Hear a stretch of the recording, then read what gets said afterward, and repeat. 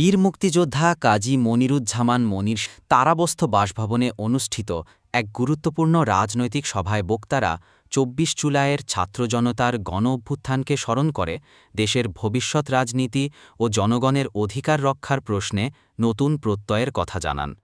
সভায় সভাপতিত্ব করেন নারায়ণগঞ্জ জেলা বিএনপির সাবেক সাধারণ সম্পাদক নাসির উদ্দিন নাসির।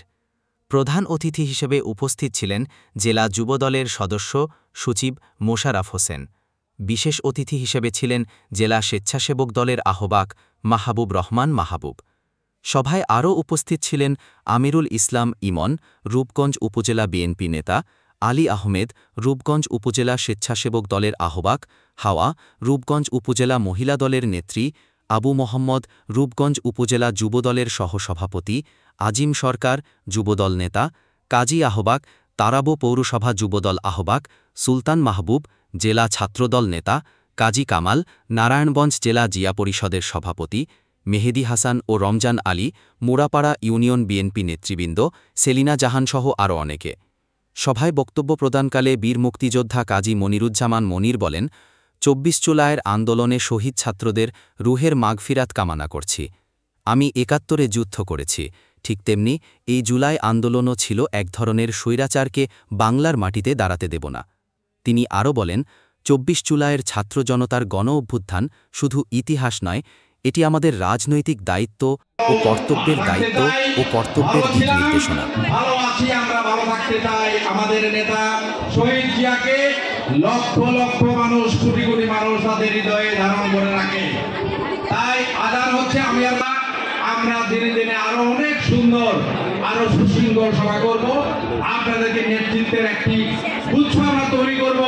আমাদের নেতার যেন অভাব না হয়, নেতৃত্ব দেওয়ার মতো, জীবন দেওয়ার মতো মানুষ যেন আমাদের মধ্যে থাকে। মুগ্ধরা জীবন দিয়েছে না, ভাইয়া জীবন দিয়েছে না, আমি জীবন দিতে ৭১ মুক্তিযুদ্ধে যাই নাই, জীবন দেওয়ার মতো মুগ্ধ ভাই। অনেক গরমের মধ্যে আপনারা দীর্ঘক্ষণ এখানে উপস্থিত হয়েছেন আমাদের প্রিয় নেতার বক্তব্য শোনার জন্য। উনি ওনার স্বাগত বক্তব্যে উনি মোটামুটি আমাদেরকে একটি দিক নির্দেশনামূলক বক্তব্য উনি দিয়েছেন। সেই বক্তব্য অনুসরণে আমরা আসলে চলতে চাই। উনি সমাপনী বক্তব্য দিবেন। আজকে সবার শেষে উনি আবার ওনার মূল্যবান বক্তব্য উনি রাখবেন। কাজী মনির সাহেব সম্পর্কে অনেক বিস্তারিত বক্তব্য দিয়েছেন। আমি শেখ হাসিনা অত্যাচার, জুলুম, নির্যাতন, গুম, খুন, গায়েবী মামলা সহ্য করেছি।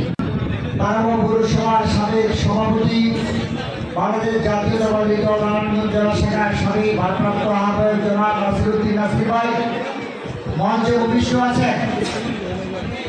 রূপগঞ্জের লাখো মানুষের নয়নের মনে শহীদ প্রেসিডেন্ট জিয়াউর রহমানের আদর্শের সৈনিক, বাংলাদেশ জাতীয়তাবাদী যুবদলের প্রতিষ্ঠাকালীন সাংগঠনিক সম্পাদক, বাংলাদেশ জাতীয়তাবাদী দল নারায়ণগঞ্জ জেলা শাখার সাবেক সাধারণ সম্পাদক, সভাপতি, নির্বাহী কমিটির অন্যতম সদস্য, বীর মুক্তিযোদ্ধা জনাব কাজী মনির সাহেব মঞ্চে উপবিষ্ট আছেন। হৃদয়ে রক্তক্ষরণ করতেছে তাদের যারা বিরোধী কষ্ট করেছেন। আমি শফিকের প্রয়োজনের সদস্য বলেন, তা আপত্তি নাই। যারা মাঠে প্রথম সারি ছিলেন তাদের প্রথম কথা নিয়ে আসেন। কিন্তু ফ্যাসিস্টের টাকা দিলে তাহলে একটা সময় নেতা আপনার পক্ষে তারা ছুরি মারবে। তারা কিন্তু সংগঠিত এখনো পল্টনে মিটিং করে, জাতির সেই পোষা ছেলে। সহযোদ্ধাবৃন্দ সকলের প্রতি আমার সংগ্রামী সালাম। আমি আর ব্যক্তিগতভাবে মনে করি বর্তমানে আমাদের প্রধান কাজ হলো নির্বাচন। সুষ্ঠু এবং সঠিক নির্বাচনের মাধ্যমে একটা নির্বাচিত সরকার ক্ষমতায় বসবে এবং দেশকে সমৃদ্ধির পথে নিয়ে যাবে। এটাই আমাদের প্রধান বিষয় বর্তমানে আমি মনে করি। আর যেহেতু নির্বাচনটা সবচেয়ে জরুরি, এখন নির্বাচন যদি সরকার দেয় ইনশাল্লাহ দিলে আমাদের ভোটের প্রয়োজন। আর ভোটের জন্য কে নমিনেশন পাইল কে পাইল না ওইটা বিষয় না।